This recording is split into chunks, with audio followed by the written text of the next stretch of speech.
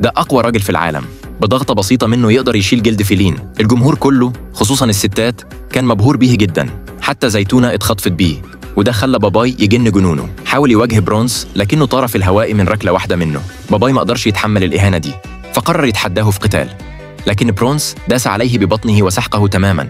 والأسوأ إن زيتونة كانت بتشجع برونز. باباي رفض يستسلم وبدأ يستعرض مهاراته في الملاكمة، لدرجة إنه لعب بالأسود المفترسة كأنها لعب أطفال.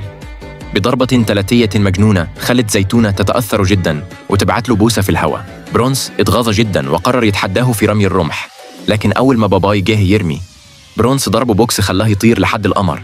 برونز افتكر إن كده كسب قلب زيتونة، لكن المفاجأة إنها غيرت رأيها، فقرر ياخدها غصب عنها. وزيتونة بدأت تندو على باباي. لما باباي سمع صوتها ركع على ركبته وبدأ يدعي، وفجأة النجم الشمال نور، وحصلت المعجزة. جدته ظهرت له وادته علبة السبانخ المشهورة. أول ما أكلها قوته زادت بشكل جنوني، وبقى سريع زي الصاروخ، ورجع على الأرض في لمح البصر. ظهر قدام برونز فجأة وضربه كذا ضربة خلته يترنح، وبعدين طيره من غير ما يعرف هو فين. ورجع برونز بيجري على بيته مهزوم ومتبهدل آخر بهدلة.